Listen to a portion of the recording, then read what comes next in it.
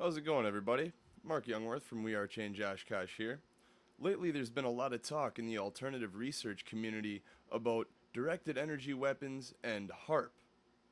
Now, I understand that HAARP is an issue that was big about 7 to 10 years ago and has kind of fallen off some up until recently due to the outrageous weather events that have been taking place.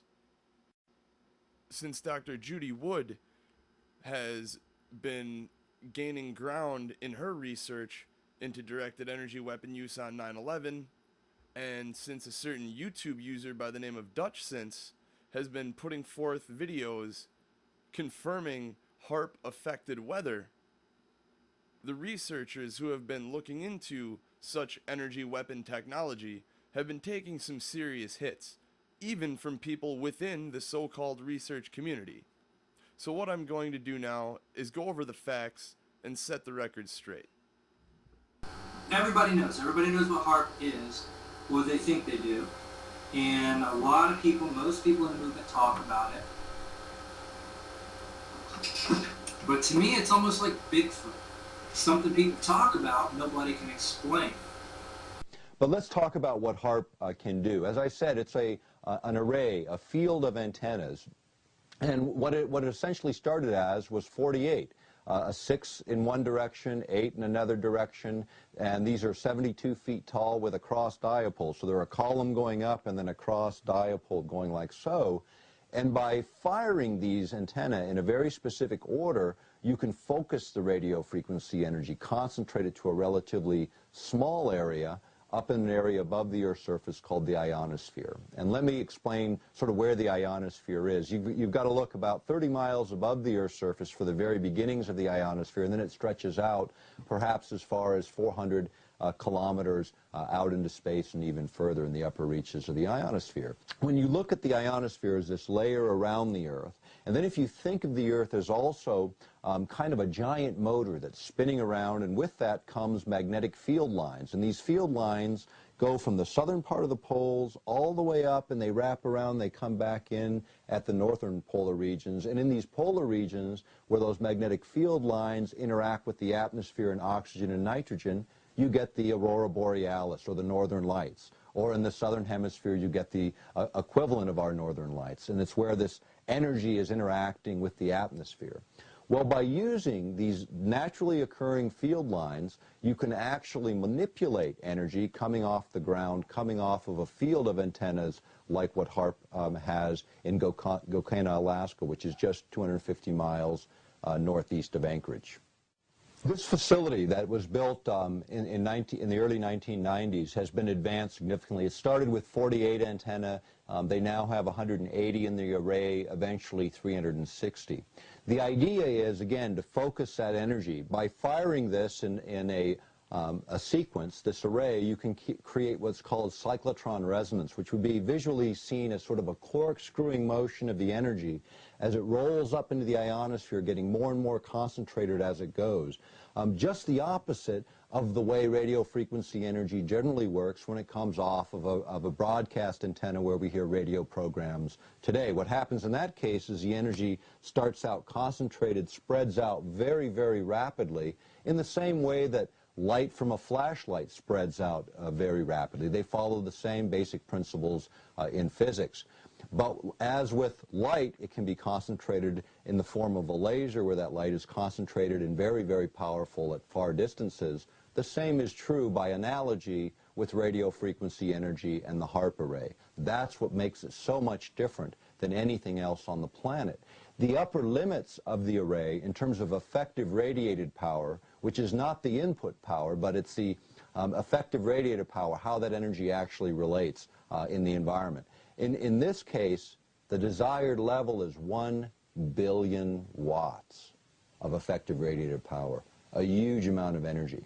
And being able to manipulate that energy in a variety of ways for weapons applications. Now, why would they locate a facility like this in Alaska? You remember when I was talking about those magnetic field lines surrounding the Earth? The idea was that if you could send cyclotron resonance, this energy coming off of the radio frequency array, this radio frequency energy in this form up to those magnetic lines of force, they'd corkscrew themselves around them. And instead of the energy flowing north to south, the energy would be using that as a waveguide to go from north to south, the opposite direction. So in this case, what then happens is, as you energize these field lines around the planet, any object passing through them would encounter a huge amount of energy that would disrupt the avionics, the electronics that control the flight path of intercontinental ballistic missiles or anything else in the region, including satellites, low-orbiting satellites, and the like. So the idea was to create this shield. That was number one. So the ideal situation presented itself in the early 90s, and it was location within the boundaries of the United States for a ground-based system that in effect, as we go through the day today, you'll see has all of the ramifications that were being sought in the 80s under the old Star Wars concepts. The idea of a global missile shield or protection from adversaries using low-orbiting space platforms and the like. Well, let's get back to some of the other applications of HAARP and some of the other things that it can do.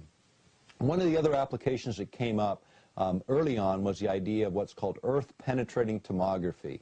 Let me make that really simple. By analogy, it would be like X-raying the Earth or looking into the Earth several kilometers or several miles deep to look at underground structures for mineral deposits, nuclear facilities, tunnels, mining facilities, all those kinds of things can be detected by earth-penetrating tomography. Now, the way that this would work with HAARP is really unique, and this is again going back to Dr. Eastland's patents. By sending this energy up, this focused energy up to the ionosphere, what they can do is they can pulse the energy, so it acts like a punch. So it's punching the ionosphere with this force that causes the ionosphere to vibrate in resonance, in harmony with this signal on the ground. So, for instance, in Norway, where they have one of these facilities operating, they were able to play Wagner in a way that got the ionosphere to literally vibrate to Wagner, as an example. In the low frequency range, extremely low frequency range, the ELF range, it sends a signal back to the Earth, and ELF signals are very long wavelengths. And what they do is they penetrate the Earth and sea all the way through the Earth and sea. Nothing stops these ELF signals from penetrating. Unlike the shorter wavelengths, the millimeter and centimeter wavelengths of other communication systems, microwave systems, and so on, these don't penetrate very deep, so they can't get down to, say, submarines at depth. So the way we communicate with submarines around the planet is we use 14 to 26 mile long antennas buried under the ground that create these ELF signals. They're in Michigan and Wisconsin, and some out on the Aleutian chain and other locations around the world. What HAARP offered was a new technology that would literally change the ionosphere. By sending that energy up and pulsing it in, the ionosphere then acts as a broadcast antenna, sending back energy to the Earth in the ELF range at fairly low energy concentrations, approximately the same as what the Earth naturally produces. These signals penetrate the Earth, and their character is measured by instruments on the ground or low-flying objects that can then pick up these signals and then determine exactly what those underground structures look like. In MSNBC, right after 9/11, November 27th, 2001, there was an MSNBC report where they cited HAARP as a useful technology to use in Afghanistan for locating all of those underground facilities and the like. And the reason that they knew it would work in those applications is going back to 1995 and the congressional appropriations under the defense budget in that year.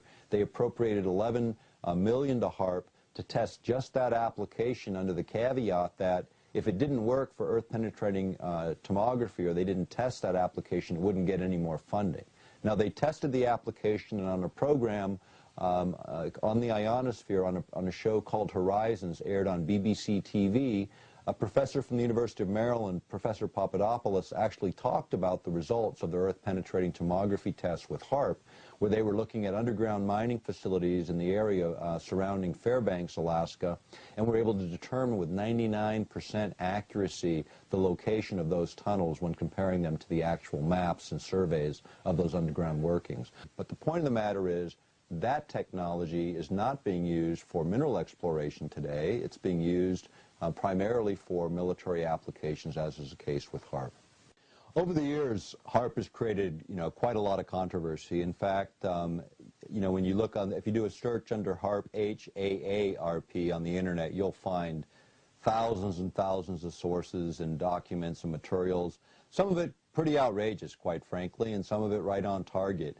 Like any issue, HAARP is no exception. It draws a lot of controversy, draws a lot of misinformation to the debate as well. This video was prepared to give a summation of the technology, but I recommend highly that people take a look. Get the book from your local library. Angels Don't Play This HAARP.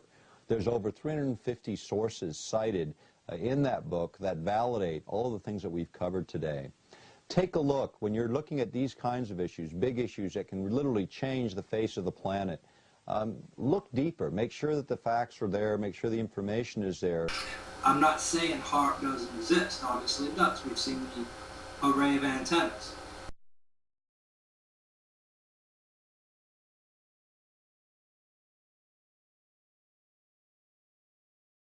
I'm not going to say point blank that HAARP is disinformation or that New Madrid is disinformation, although I suspect that they might be.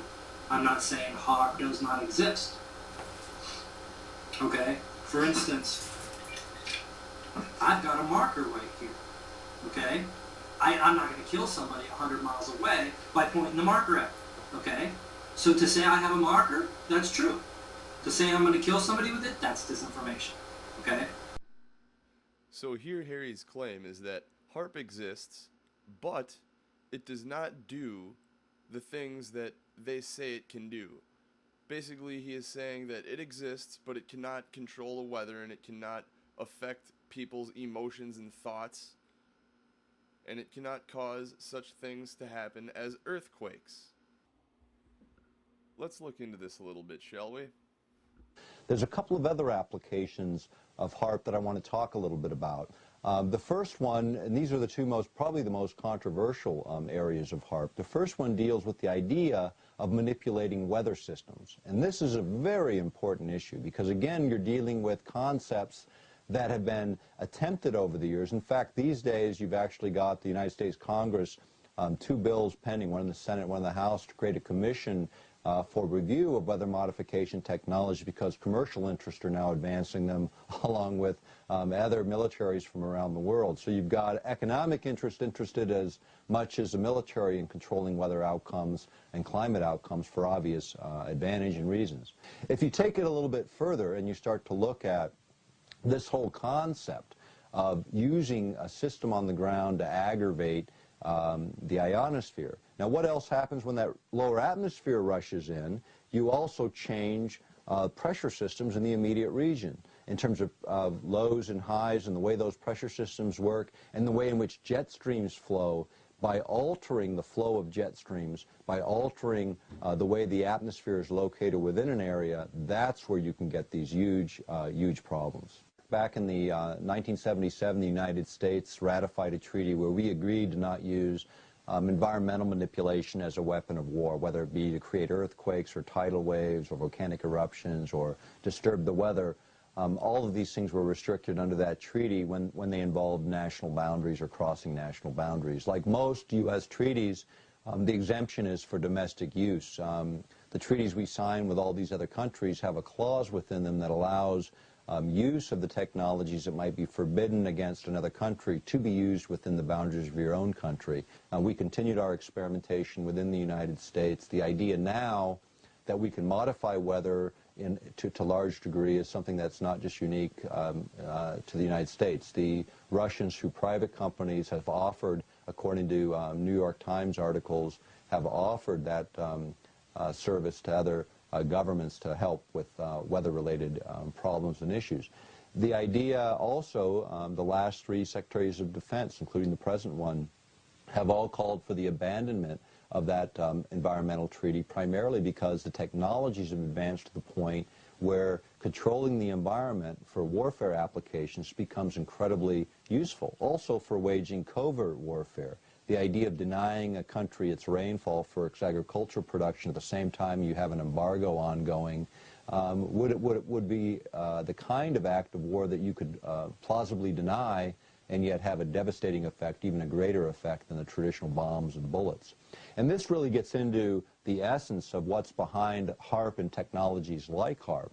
But when you get into earth-penetrating tomography, the problem that Brooks Agnew has and others have voiced is the idea of the energy concentrations, because what he knew is that if you used too much energy, in his worst case scenario, you could trigger geologic events, earthquakes, those kinds of events could be triggered utilizing high energy densities in the ELF range.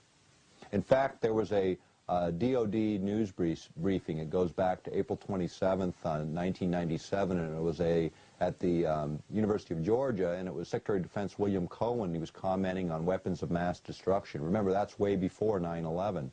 And one of the weapons of mass destruction he cited were environmental weapon systems utilizing electromagnetic energy for triggering earthquakes, volcanic eruptions, and climate alterations. This is the U.S. Secretary of Defense William Cohen making that statement in a DOD news briefing in 1997.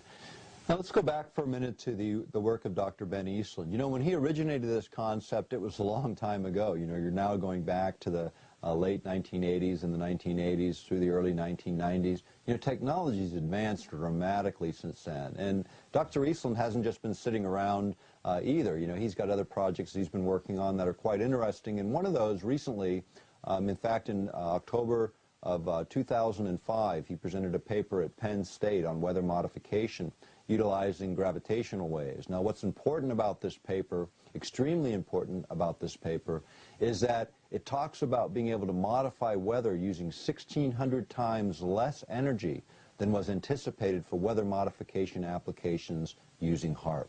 In other words, 1,600 times less energy than was once thought to be needed. It's now understood by him as a physicist in a major university presentation to be possible. Now, when you think about weather modification, one of the other things that happened with Dr. Eastland is he was invited by the European Space Agency to do a paper on weather modification utilizing the HAARP systems. That was completed in 1999 and presented for peer review at a major space expo in Europe.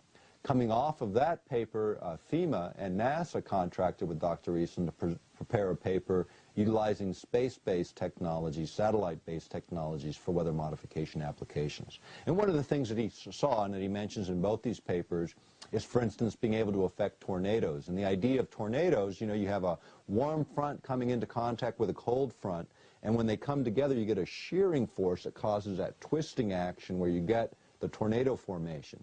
So the idea of Eastland was if you could heat the cold front sufficiently that when these two fronts connected, you didn't get that energy differential to create that tornado formation, you could essentially knock out tornadoes. The problem is, of course, if you miss and you heat the already heated area so that there's even a greater differential when it encounters the cold front, you have more energy available to create even a more destructive tornado. The fact of the matter is, other governments around the world have taken this very seriously, including our own, and has invested a significant amount of money to look at how to, in fact, affect these things. Remember a few years ago, back during the Clinton administration, actually, there was a tornado that whipped through Oklahoma City, and Clinton showed up, and there was a press report that talked about him saying, don't worry, eventually we're going to figure out how to knock out the energy of those tornadoes, and these won't ever hurt civilized cities again. Well, you know, that was the same city where Ben Eastland at the University of Oklahoma did his computer modeling to figure out how to knock out the energy in those tornadoes a few months before. But let's get down to the most controversial issue dealing with HAARP, which is the physical effects on human health. And I want to get into the ELF effects because this is extremely important. And there's another video in this series on mind control which gets into this idea of being able to be overridden by radio frequency energy from the outside. And this is what we know from the research. If you go back to the mid-1980s, there was a document called Low-Intensity Conflict in Modern Technology. It was produced at Maxwell Air Force Base, and it has a section in it on electromagnetic weapon systems, where it gets into a whole discussion of what was possible. If you even go back further, you got to go back to a book called Unless Peace Comes, published in 1969. Within that is a chapter called How to Wreck Your Environment. And the reason it's an important chapter, that's before Earth Day, you know, that was later in the 70s, so you could get away with a chapter like that. But nonetheless, the guy that wrote it was a guy named G.F. Gordon MacDonald, and he was a full professor at UCLA and a science advisor to President Johnson when he was in the presidency.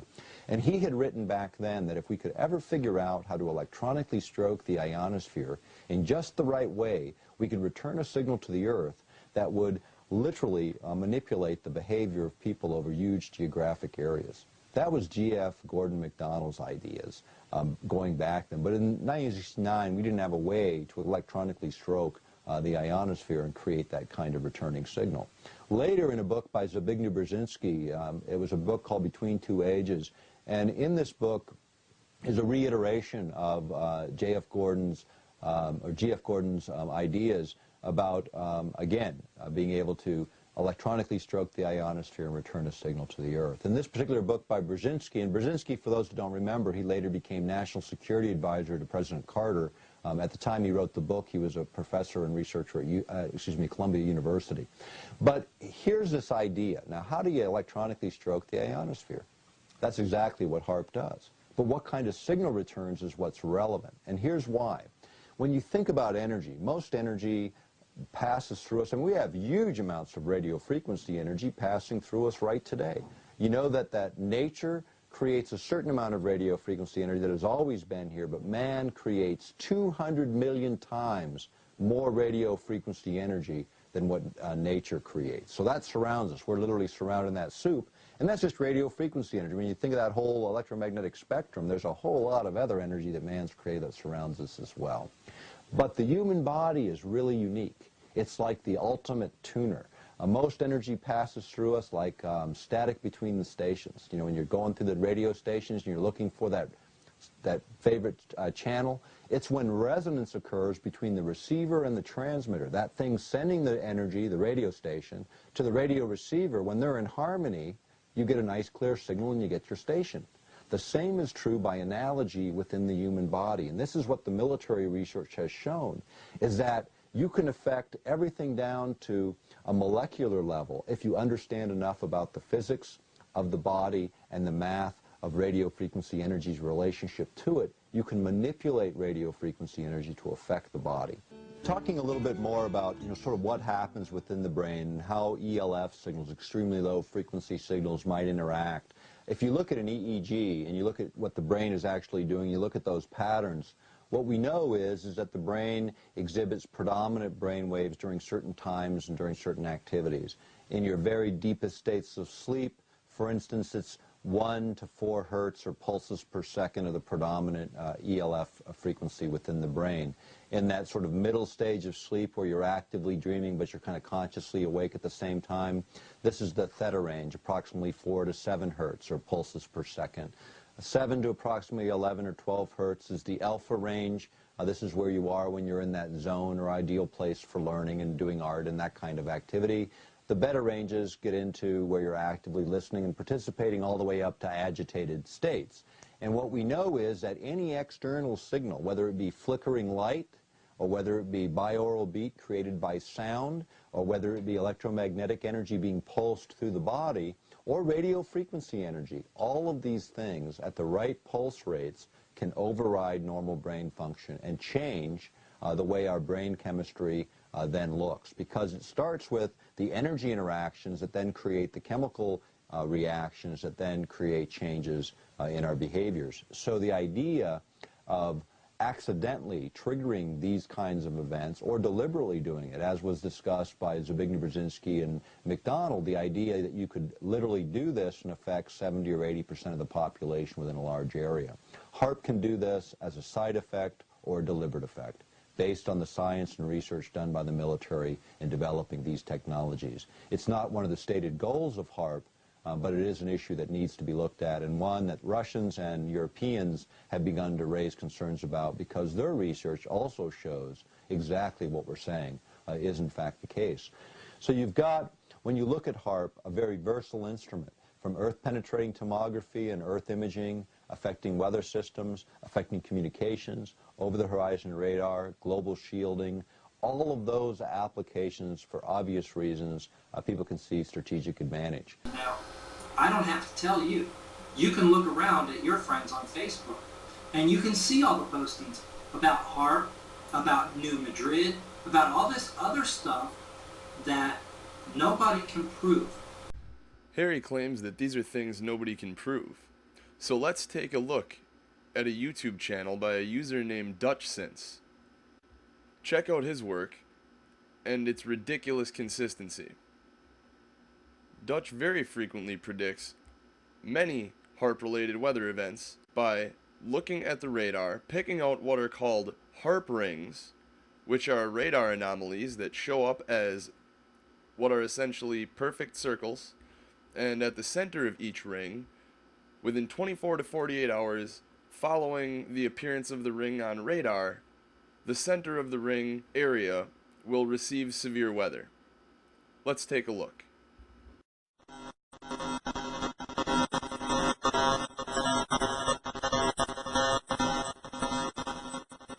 Hey YouTube, DutchSense here. It is 9:21 p.m. Central Standard Time on Saturday, May 21st, 2011. And 48 hours ago, just a little over 48 hours ago, I put out a HAARP ring warning for Belton, Missouri, right on the Kansas border. And look at what we've got going on right now, guys. We've got a very severe cell, the most severe out of all the cells that are existing right now. It's got a white center, which means heavy hail and damaging winds, and it's heading right towards Belton, Kansas. You can just take the storm track on here, and you can definitely see it. Let me see if I've got a... There we go. Alright, look at the cone of projection on this. It's going right towards Belton. Here's my video from 2 days ago. Let me just play it for you here. Over here all the way up in Kansas City. It's a very obvious ring appearance, and it's not out of Kansas City actually, it's out of Belton, Kansas. Belton, Kansas, okay? So those are the named towns that I can see so far. Now we can go further west. This will be the storm that's going to be affecting these towns over here. So we're looking. All right, there you go, guys. So I named Belton based on that HAARP ring, and look at this storm that's coming towards it, just so you can see the comparison towards the others. The others are severe thunderstorm. We've got a tornado, possible tornado here, and well, that's what we've got going on right now. So I just wanted to show you that as another HAARP ring confirmation. You named the town right to the town. I mean, literally, this just got upgraded to a tornado just now. Possible tornado, damaging winds and hail. There you go, guys. If you're from Belton, if you know anybody in the area, tell them to watch out. Hey YouTube, DutchSense here. It is 1 a.m. Central Standard Time on Sunday, May 22nd, 2011. And we have a HAARP ring outbreak that's occurring right now. I'm going to start with Intellicast, and we'll go ahead and show you what's showing up on their radar, and then we'll move around to a few others. You can see out of basically Little Rock, Arkansas, there is a series of concentric rings appearing, basically covering the entire state. And I truly believe that's coming from a ground-based station, and it's showing up as interference, but this is actually a sign of severe weather that's going to come to the center of this ring within 24 to 48 hours after this storm blows through. Same with Louisiana here. It looks like it's coming out of, let's find it, a little south of Natchitoches, west of Alexandria, basically Fort Polk. Okay, now let's go further north, and there's a giant ring return that's appearing basically almost right over my house, the edge of it. Let's go ahead and wait for it here. There, okay? And if you were to follow this ring all the way, it would put an epicenter of it somewhere down near Evansville. So, Little Rock to Evansville, for sure, 24 to 48 hours from now. Okay, after this blows through 24 to 48, you're looking at severe weather up to and including tornadoes. And that's so far just based upon this ring return. Now it looks like we may have another one forming to the east. Let's look. Yes, there's a, you'll see it appear here in a second. Okay, see these edges of this ring here, and then the ring disappears. So that is coming out of, it's coming out of Dice, or, well, Taulbee, Taulbee. Okay, and that's Kentucky. Ah, yes, okay, coming up out of epicenter near Grand Forks, south of Grand Forks in Mayville. Mayville to Ada, ADA. And that would be Ada, Wisconsin? Or no, Ada, Michigan? I don't even know what we're looking at here. Minnesota, okay. Ada, Minnesota, over to, let's get the actual town name. Yeah, Mayville, North Dakota. All right, and is there anything else? Yes, out of Billings. There's the edge of a giant ring return here, and this, of course, would indicate, again, 24 to 48 hours from now, then, Billings as well, Billings, Montana.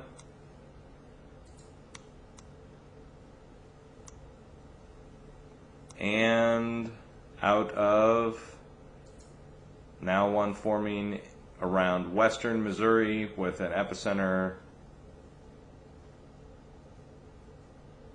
south of Belton. Just a little bit south of Belton now, not directly at Belton like it was before. Okay, now let's go look at it on another radar. Here's AccuWeather Professional, and this is going to show us a high-def image of radar returns, and you can see it out of Fort Smith, Arkansas,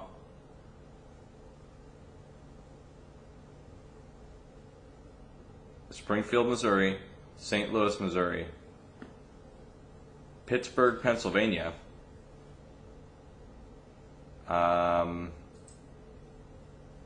Wisconsin, up near Green Bay,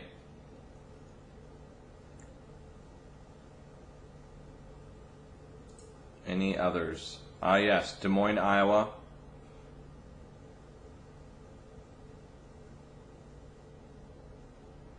and even as far south as what looks to be Shreveport down here.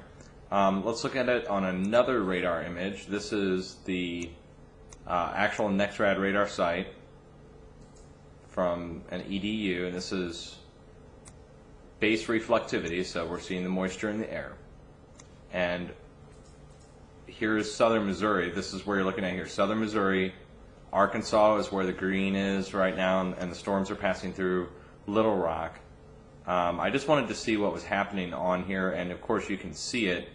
There's several things going on. These rotating signatures are the ground-based radar stations, and it shows you the frequency that they operate on.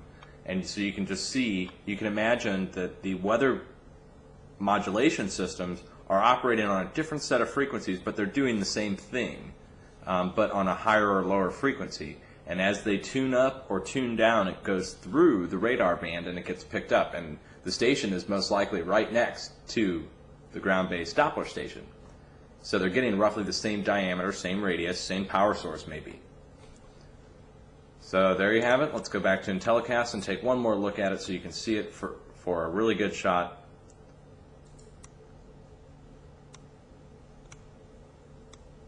Let's just see if we can get both of these in here. I'm going to get a good screenshot of this.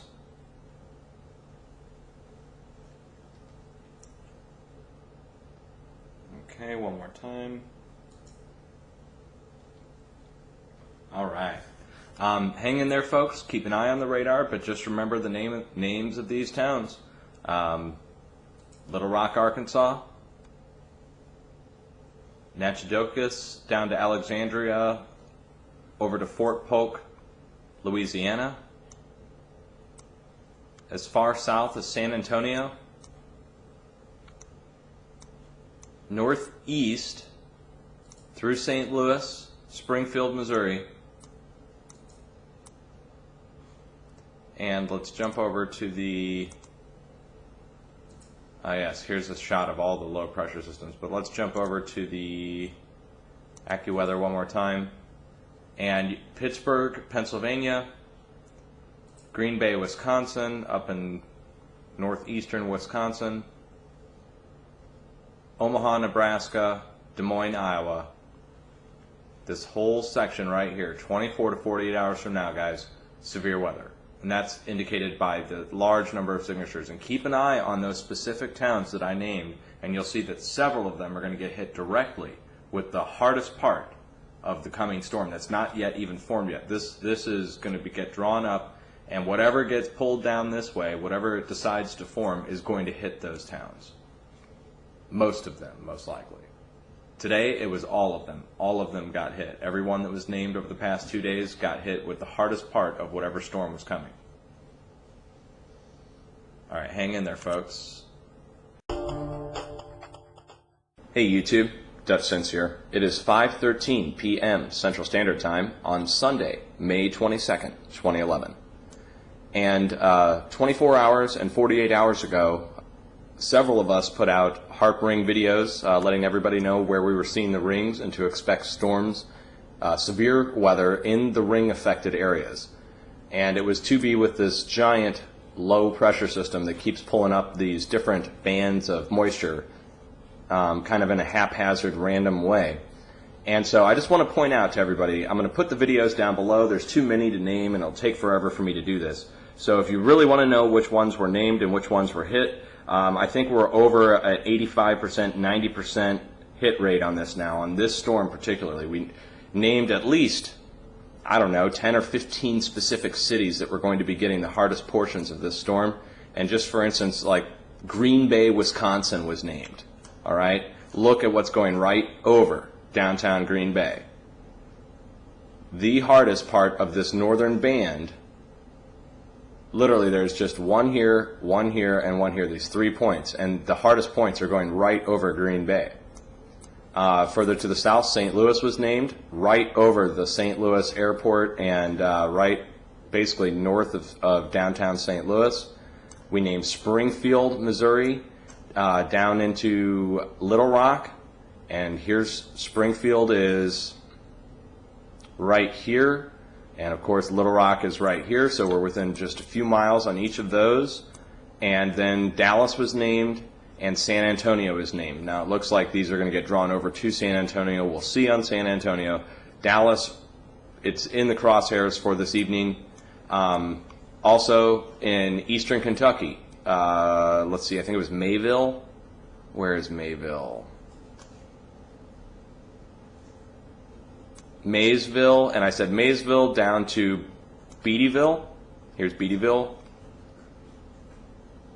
or Beattyville.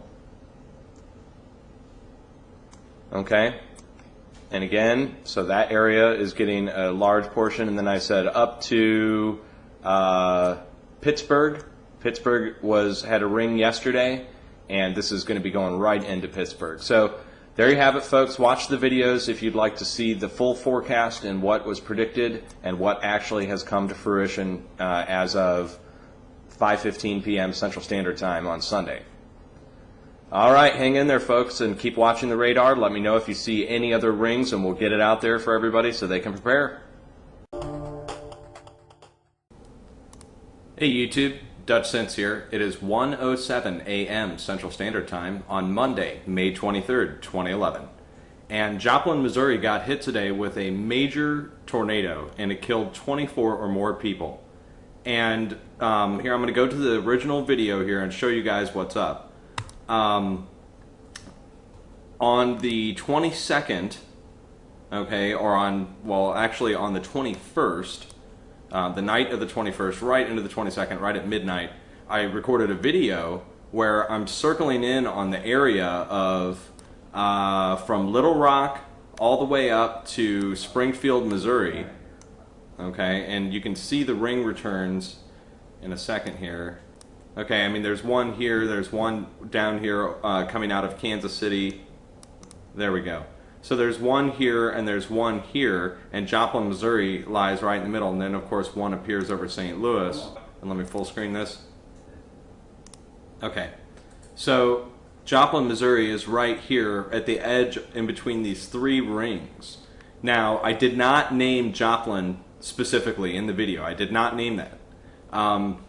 Down in the description box below, I have since updated it to show that Joplin got hit and that we were successful in predicting that the HAARP rings generate tornadoes right in the center. And it turns out these three make a big, gigantic triangle, and the tornado came right through the center. Literally past, well, right down this way, down through all three rings.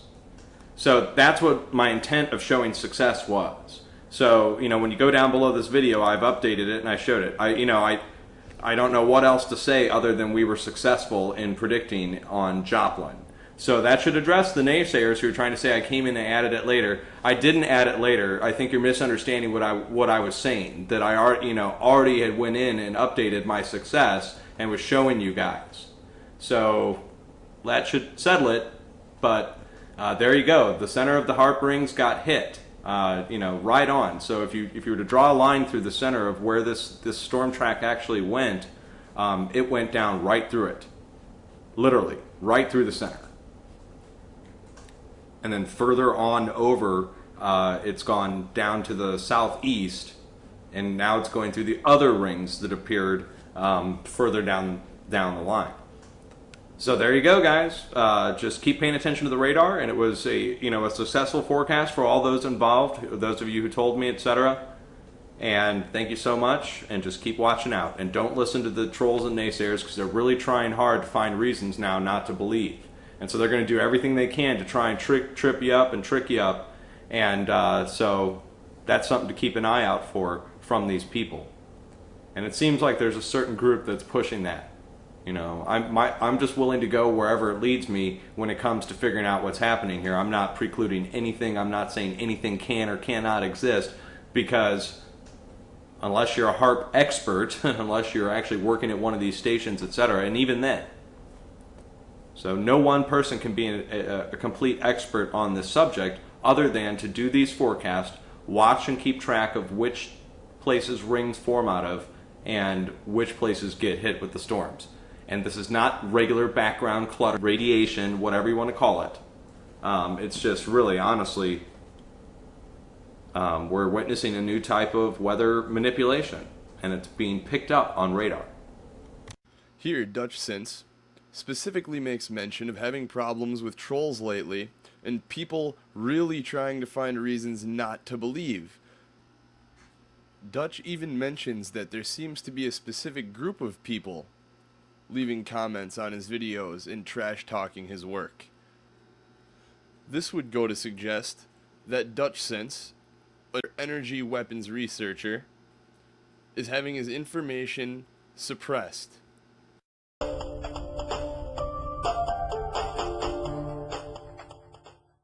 Dutch Sense here. It is 10:37 p.m. Central Standard Time on Thursday, May 26, 2011. And we're looking at a telecast view of Colorado into Goodland, Kansas, and northeast of Pueblo, southeast of Colorado Springs, right down here at the cross intersection of these counties here, we're seeing a radar ring return. And it's obvious on the radar, I mean, you can't miss it. But what it starts out as is a scalar square. Scalar square first, right here, just the defining edges, the flat edges, and then it goes into a ring further south. Scalar square up here, ring further south, southwest. Now out of Goodland, Kansas, you can see a similar style ring return. So what this means is we can issue a forecast for severe weather from Pueblo, Colorado to Goodland, Kansas in the next 24 to 48 hours. After this current thing blows through here, you can basically expect severe weather to come to this area based upon these signatures. This is a charging of the air, I think. It's a charging of the atmosphere for the next storm to come through. So there you have it, folks. Just keep an eye on Pueblo and Goodland, Kansas over the next 24 to 48. Hang in there. Hey YouTube, Dutch Sense here. It is 9:03 p.m. Central Standard Time on Saturday, May 28th, 2011.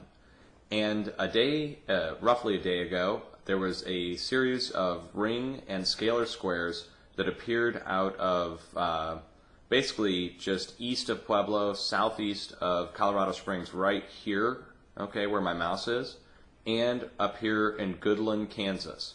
Now, this is live on IntelliCast Radar. I want to show you what's happening. Literally right north of where the ring appeared. The ring appeared here with an epicenter right where this meeting of the county lines is at this plus section here. And directly north is where the severe cell has just picked up and is going northeast, roughly in the direction of Goodland. So it's a confirmation again, guys. This is, and just to show you, this is the most severe portion of the, there you go. The ring appeared right here where my hand is a day and a half ago. And that's what's happening right now. So there you have it, folks. It's another confirmation. I don't know if this will go tornadic, but it looks like it definitely has hail associated with the interior of the storm. Anytime you see it go pinkish to white, you definitely know that there's a large return of hail inside the storm. So hang in there, keep an eye on this area, Pueblo, Colorado, up to Goodland, Kansas, and that's part of the forecast. I'll link the original forecast that I did almost 2 days ago down below. Hang in there, folks. Nobody can say, okay, if they use this device and transmit, this type of radio wave or microwave or electromagnetic wave with this much power over this much distance, it will cause this much destruction to this type of material. You understand? These are specifics that not only have they not been checked, we don't get them.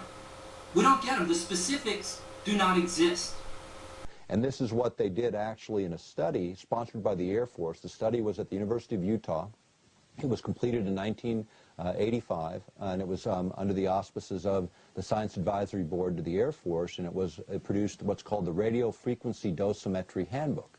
Simple language, it's the dosages of radio frequency energy necessary to override every vital organ of the body, including the brain, whether it be the liver, the kidneys, the heart, the lungs, to interfere with their natural performance as a weapon or weapon application. Now again, you're talking about energy that is different. We're talking about a whole different view of warfare. We're using energy as the base. These technologies are now being developed for things like the active denial system, which is using knowledge of microwave millimeter waves to affect the body to create pain or heat sensations, affecting only the nerve endings on the surface of the body. But these basic principles apply to the entire living organism. So Jose Delgado is an interesting guy. He was at Yale University in the mid-60s. He began mapping the human brain by planting electrodes in primates and humans to see how to affect the different parts of the brain, figure out what parts of the brain were affected and affected our, our health and the way we thought, and just sort of how the brain worked, mapping it out. Well, by the mid-80s, he had figured out a lot of other things. He found out that not only could you map the brain, but you could stimulate the brain. And so starting in 1969, he'd put the implants in, and there's a famous image of him with the charging bull, and he throws the switch of a radio transmitter, and the bull stops right in its tracks, right in front of the guy. And in this case, he used an implant that affected the bull in a way that caused it to stop. Now, what he found by the mid-80s is he didn't need any implanted technology whatsoever. All he needed was radio frequency energy, modulated and pulsed in just the right way to carry a signal. And what they found is it took only 1/50th of what the Earth's natural radio frequency energy level was to affect us dramatically. And with the case of primates and humans, making them lethargic or passive, almost asleep, to highly agitated and awake, back and forth, like throwing a light switch, on and off, on and off. No implants, no physical contact, using radio frequency energy, 1/50th of what the Earth naturally produces. HAARP, in its Earth-penetrating tomography mode, will produce 50 times more energy than is necessary to override normal brain function, according to the research at Yale University and the research conducted by the Air Force and Navy in all of those projects that we cite within our published work. Okay, I used to be an electronics technician. I know about things like, electricity, wattage, resistance, amperage, all this kind of crap, Things don't flow through the air so easily because there's nothing for them to conduct through, okay? Alright, I'm not going to go into all the details right now, and frankly, I don't know all of the details because nobody talks about any of the details, okay? I used to be an electronics technician. I know about things like, electricity, wattage, resistance, amperage, all this kind of crap, I'm not going to go into all the details right now, and frankly, I don't know all of the details because nobody talks about any of the details. Now, why exactly would Harry Link be doing these things? Why would he be making such statements that are so easily proven wrong and contradictory? Now, you could look to motive. Why would somebody want to do this? When an intelligence organization is buffeted by disinformation, it paralyzes the organization. What I'm saying is that we need to look into this a lot more. We need to actually have a movement-wide great debate about beam weapons or energy weapons, because there is so much information in the movement being passed around, and it's sketchy. Alright, now we see exactly what this is about. Energy weapons and beam weapons. It's very peculiar that Harry Link chooses this point in time to come out against energy weapons and beam weapons, being as how just weeks before this, I released my video where I confronted Richard Gage about Dr. Judy Wood's research into directed energy weaponry being used on 9/11. Could thermite do that? I don't know. Gage, you just talked about thermite for 2 hours. How can you possibly not know if thermite could do that or not? Could thermite do that? I don't know. If it were placed in all the beams in that particular area, I imagine it could. But why not? But why not the whole? Building 7 clearly gone. The tower is clearly gone. These buildings, standing with weird cookie cutter holes in them. Yeah. No, it's weird. I agree with you.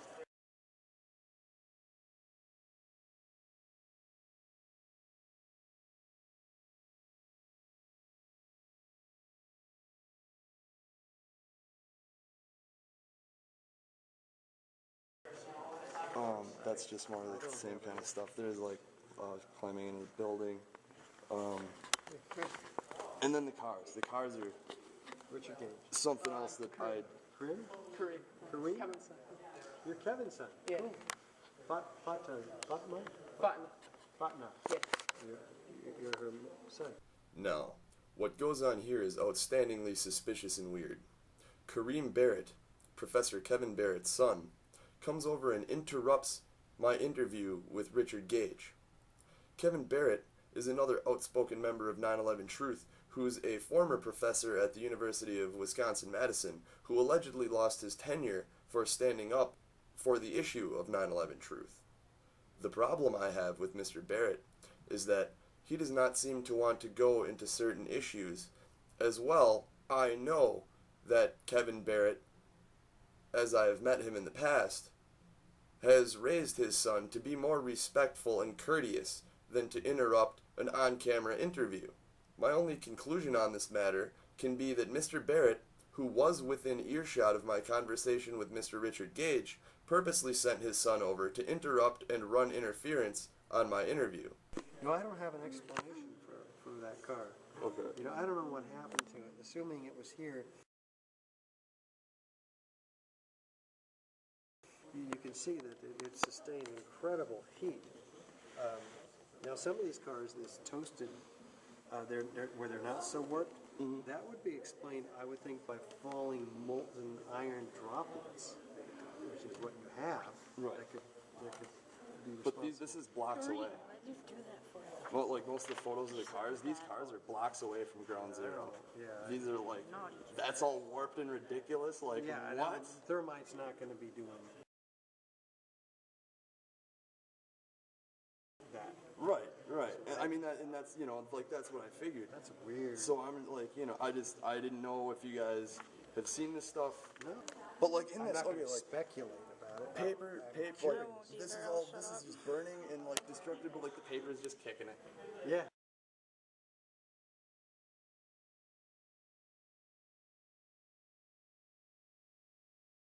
It's just burning and like destructive, but like the paper is just kicking it. Yeah. Like No, it's weird. Yeah.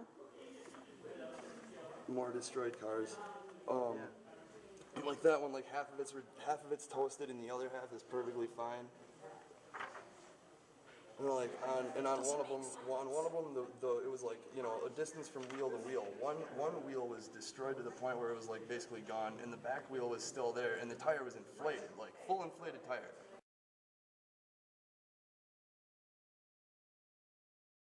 The other tire is like gone, and there's nothing but, you know, so it's like, Just like this one and this one. yeah, I mean, I can't quite see the tires on that picture, but yeah, it's like, I can see it. yeah. No, it's weird. I'm with you. So There's a lot of strange phenomena going on. a lot of it. Now, so, I guess I was just, but how are you going to sound if you go out on the street and show people these pictures and say, what's going on? I mean, how you can't get people motivated to take action by showing them questions for which you have no answers. questions for which there are no answers. Richard, go to drjudywood.com. There are plenty of scientific answers there. Plenty. I'm showing questions for which we have lots of very clear, solid, evidentiary, scientific, forensic-based answers, and they can move with it and put people away for a long time for treason for it. Richard, as you must know, thermite alone absolutely does not go to explain everything that happened on 9/11 that day and the destructions of those buildings. As well, when we try these culprits, when we try the perpetrators that pulled off 9/11, we only have one shot, so we better get it right. We better make sure that we know how they did it. Because if we go to court with just thermite, and they can prove that thermite doesn't explain everything, then we don't have a case. And they can move with it and put people away for a long time for treason for it. So that's why I show that stuff instead of this stuff.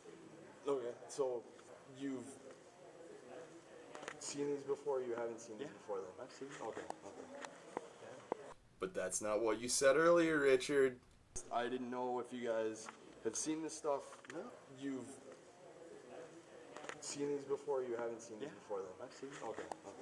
I was told that these photos are the work of a person named Dr. Judy Wood. So she's basically attacking our work for some reason, which seems very solemn to me and to thousands of other people. She says that the steel beams were turned to dust, and I don't see the evidence for that. Good Lord.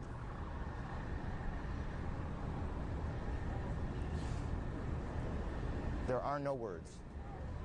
You can see large pieces of the building falling. You can see the smoke rising. You can see a portion of the side of the building now just being covered on the right side as I look at it, covered in smoke.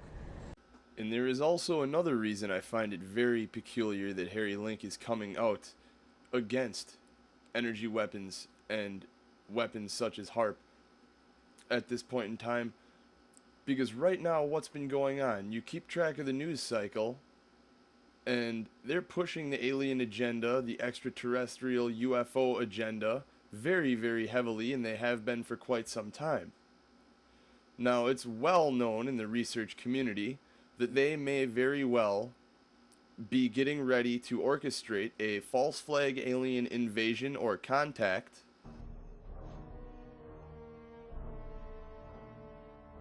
Now, I have since come to believe that the extraterrestrial portion of all of this is nonsense, but that the technology is real. I believe that many of us were shown these documents over the years so that later we would talk about it. I mean, how can you keep the existence of extraterrestrials, if they were real, a secret? And how could anyone keep quiet knowing that they had seen documentation, official government documents labeled top secret, that expressed that these extraterrestrials were real and had visited this earth? I wanted to know just how true all of this was, and I began a program of research to find out if extraterrestrials were real. What I discovered was amazing. What I discovered, ladies and gentlemen, is that there has been a plan in existence since about 1917, and probably before that, to create an artificial extraterrestrial threat to this earth in order to create a one-world totalitarian socialist government. Experiments have been proposed to test the credibility of an out-of-our-world invasion threat. And it continues on another page.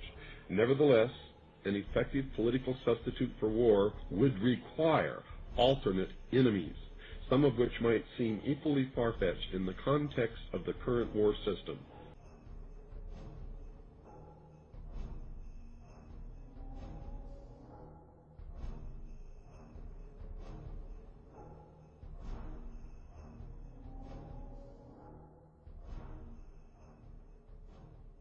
I know for a fact that the plan is to make all of us feel totally helpless, that what's happening is beyond our realm to affect because we've been taken over by aliens, that our Independence Day is dawning.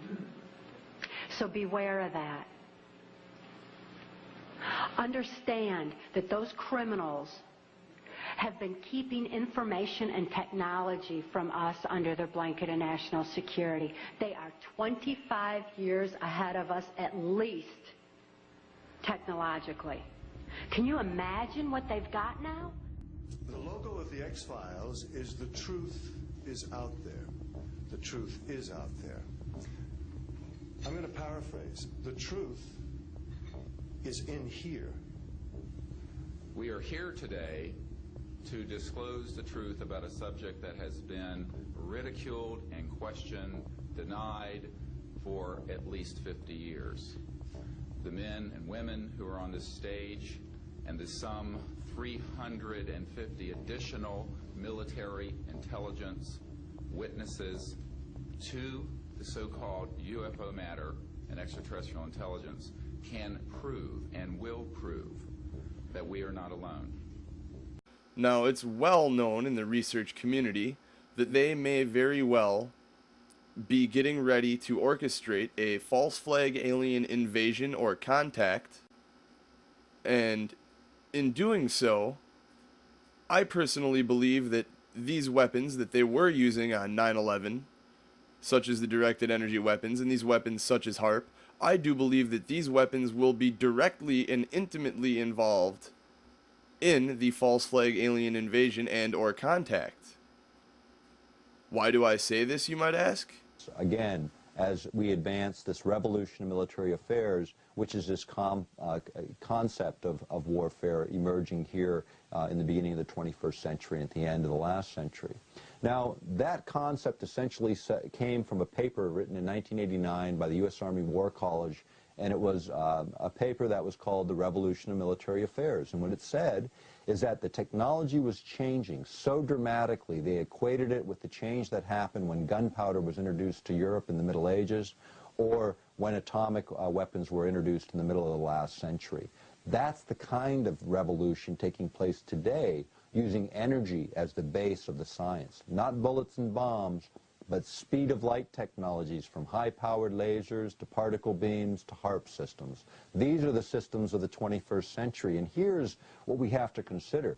When you're using energy discharges, like for instance in an anti-ballistic missile arrangement where you've got incoming missiles, you know, here in Alaska, we've become the place where they've built the new missile defense system. So they've installed in underground silos interceptors. You know, literally bullets to hit other bullets, flying at us at about 30,000 miles an hour in re-entry speeds. They're going to try and pick those off, and in most of the tests so far conducted, they failed.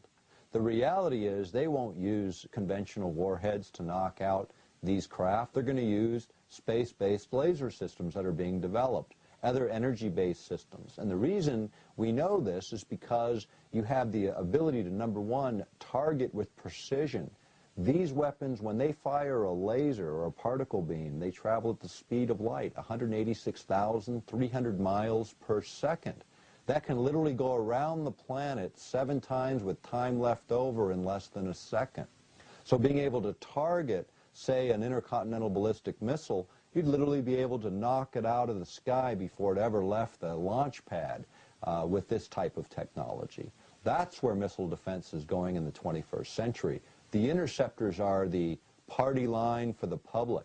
The reality is these other systems are advancing. The Department of Energy has owned patents since the late 1980s that are cited in the book Earthrising the Revolution, which I wrote with James Roderick a number of years ago. The fact is they've had the technology, they're advancing the technology. HAARP is a part of this advancement, this revolution in military affairs. One of the other applications of the HAARP technology is the idea of energy transfer from one place on the planet to another. And this is really one of the more interesting ones. It's one of the first tests, in fact, the first test of a small array was to see if you could focus the radio frequency energy in a way where you could take electrical energy, convert it to radio frequency energy, then send it back up into, say, a satellite or a low-orbiting space platform, and turn that radio frequency energy back into electrical energy where it can be utilized as a power source.